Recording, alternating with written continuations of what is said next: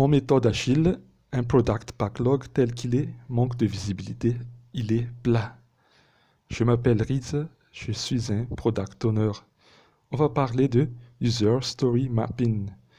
On vous a expliqué l'User Story au tout début de ce meetup et le jeu de tout à l'heure vous a déjà initié à ce nouveau vocabulaire User Story Mapping.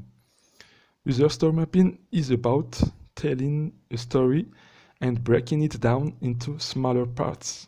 En français, User Story Mapping, c'est raconter une histoire et la décomposer en plus petites parties.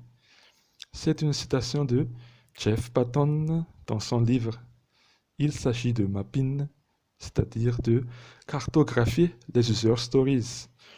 Jeff Patton a inventé la notion de mapping d'user stories à travers ce livre très intéressant. Qui peut me rappeler le titre du meetup d'aujourd'hui? C'est effectivement Build the Right Product. Le titre de ce livre, c'est de ce livre que vient le thème de notre meetup d'aujourd'hui, Build the Right Product. La traduction française est un peu bancale, développer le bon produit. C'est pour ça qu'on n'a pas choisi la traduction française. Le livre original est en anglais, mais il existe une traduction française. Je vous invite donc à lire ce livre. Il fait un peu plus de 300 pages avec 18 chapitres. Mais de quoi parle-t-on vraiment dans ce livre? Histoire de le spoiler un peu. On parle de la notion de compréhension partagée, le shared understanding, de comparer les spécifications à des cahiers de voyage, c'est-à-dire comme si on organise des photos de vacances en famille. On y parle aussi de l'importance de raconter des histoires tout en cherchant à maximiser l'impact plutôt qu'une liste de fonctionnalités. Et surtout, on y parle de la notion de MVP, Minimum Viable Product, en français, produit minimum viable. Avez-vous déjà vu une présentation des user stories comme ça auparavant?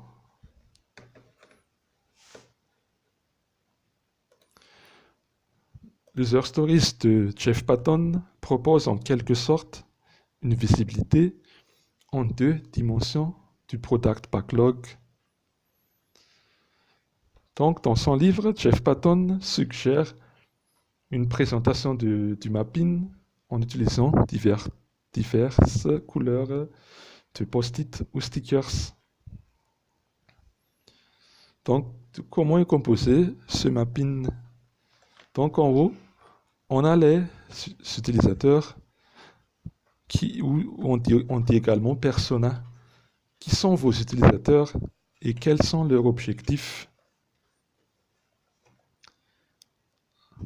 En post-it vert, donc la ligne, c'est le flow de narration, les tâches que vos utilisateurs effectuent pour atteindre leurs objectifs. En les écrivant, commencez avec des verbes. On remonte un peu en haut avec les post-it bleus. On y groupe les tâches familières, c'est-à-dire les activités. C'est comme les thèmes durant le jeu de tout à l'heure. Et enfin, en post-it jaune, ce sont les user stories proprement dit. Donc, c'est en quelque sorte les détails des activités, des post-it de couleur verte. Et voici un exemple d'user story mapping finalisé.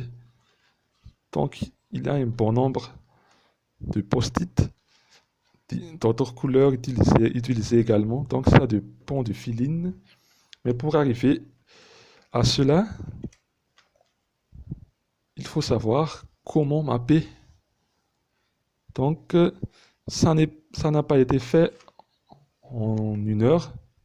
Ça peut se faire peut-être en une demi-journée, voire toute une journée. Pour faire ça, Jeff Patton a suggéré 5 étapes à suivre.